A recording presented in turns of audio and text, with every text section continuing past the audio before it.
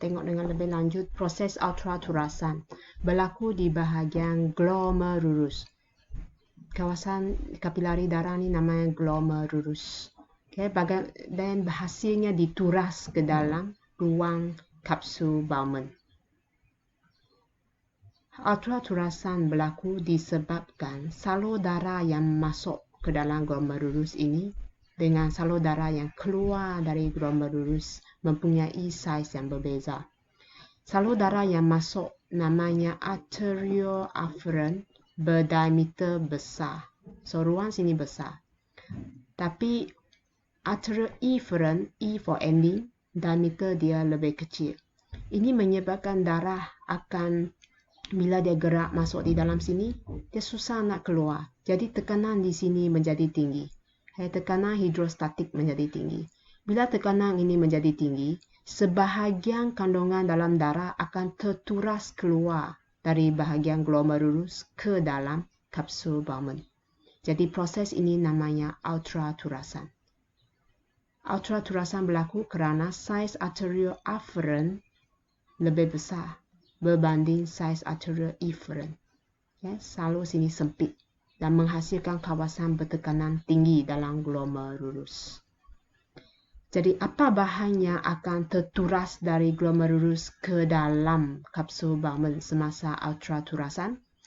Kandungannya sebenarnya sama dengan komposisi bendali interstis yang kita belajar di bab 1.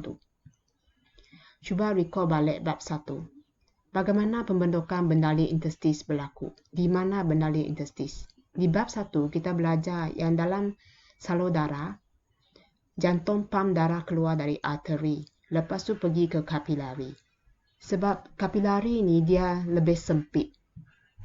Lumen dia sangat halus, sangat kecil, menyebabkan tekanan yang tinggi di kawasan kapilari darah. Dan seperti yang berlaku di glomerulus juga, sebahagian kandungan darah akan dipaksa keluar dari salur darah disebabkan tekanan yang terlalu tinggi. Jadi benda yang terkeluar di luar ini kita namakan sebagai bendali interstis. Dan ataupun pada gambar ini, tekanan tinggi push kandungan dalam darah keluar pergi kawasan warna kuning. Kawasan warna kuning ini terbentuklah bendali interstis. Jadi kandungan bendali interstis adalah benda yang dapat keluar dari kapilari darah. So, refer balik modul. Komposisi bendali interstis adalah NOAH, NOAH, neutron, oksigen dan karbon dioksida, antibody, hormon. Lepas tu sel darah putih yang bentuk fleksibel dengan bahan kumuh. Sebelah sini semua neutral lah, bahan berguna. Bahan kumuh, lepas tu sel darah putih sebab bentuk dia fleksibel. Bahan yang terlampau besar tidak dapat keluar, iaitu sel darah merah, platelet dengan protein plasma. Protein plasma. Protein plasma ialah protein yang di dalam plasma darah. Protein di dalam sini, dia tak dapat keluar. Contohnya albumin, thrombokinase, fibrinogen yang terlibat dalam pembekuan darah, bahan-bahan seperti itu tak dapat keluar. Jadi inilah jawapannya juga untuk hasil turasan glomerulus. So komposisi hasil turasan glomerulus, ini jawapan dia lah. Kecuali yang terlampau besar. Next, kita tengok dua lagi proses. Penyerapan semula. Tadi cikgu sudah explain. Penyerapan semula ialah neutron diserap semula ke dalam badan ataupun ke dalam kapilari darah.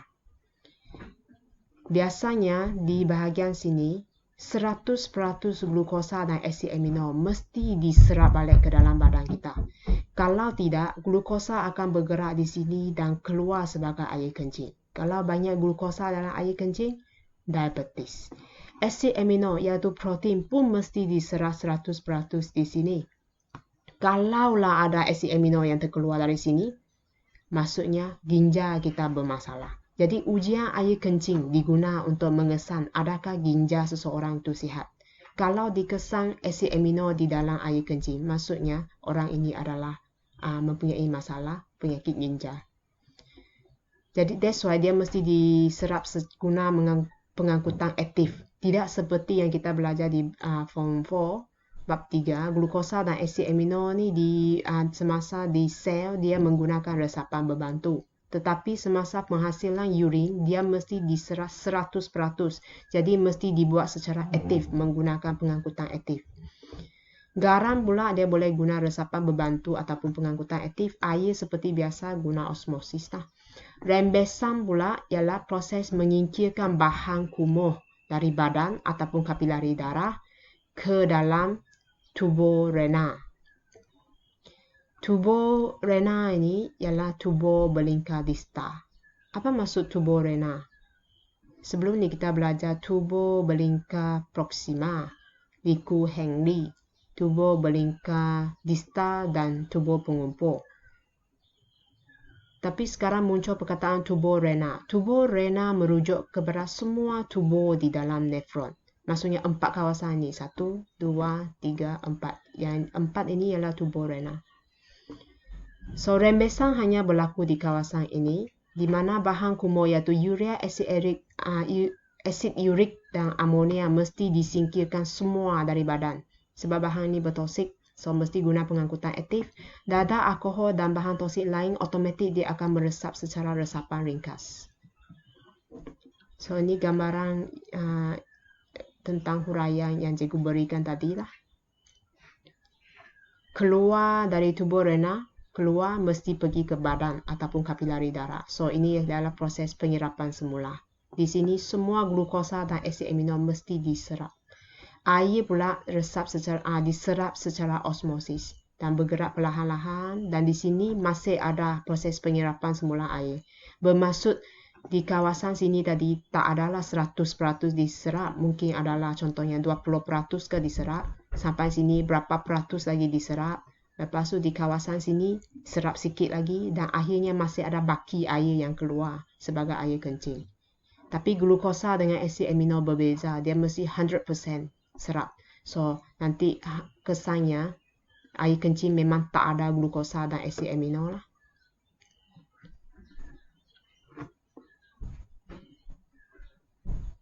Okay, lepas air pergi, sisa-sisanya sampai ke tubuh pengumpul, dia akan keluar melalui ureter, simpan dalam pundi kencing dan disingkirkan melalui uretra.